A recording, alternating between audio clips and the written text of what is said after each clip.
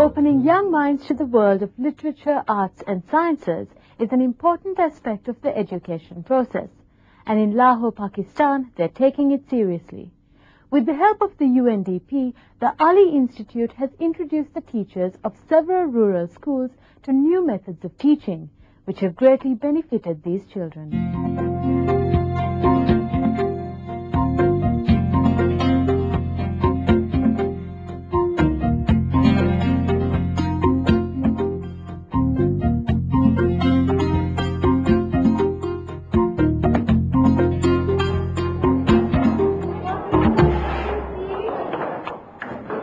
24-year-old Shamsha teaches third-grade children of 8 to 9 years old.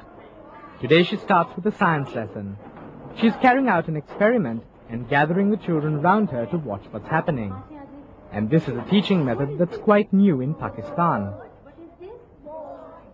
Before this, I didn't know about this. You know that when I was child and I was reading in the school, and I didn't do this with my teacher. My teacher always said, okay, open the page and read from over here and over here, and my concept was not clear. And their learning are so much faster and they will not forget it.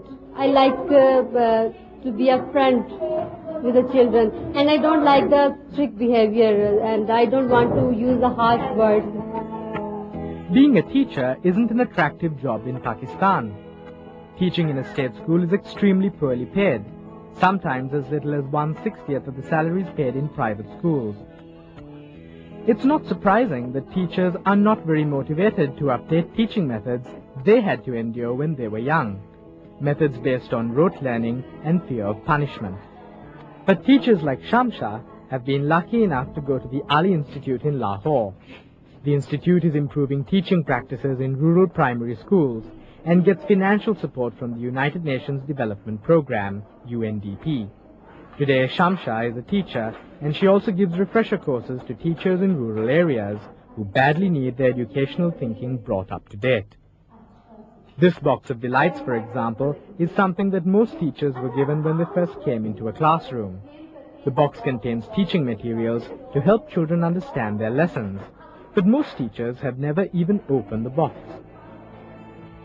Liberal investment in basic education marks the critical difference between South and East Asia. According to a World Bank study, primary education was the most important component in East Asia's rapid growth over the last 3 decades. South Asia's destiny will similarly be determined by its ability to expand basic education.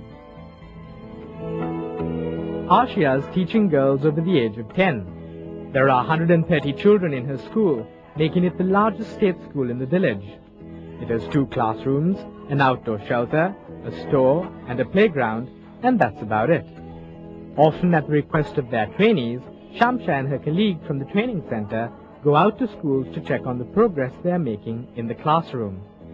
But the ones to notice the greatest difference in their teachers are, of course, the children themselves.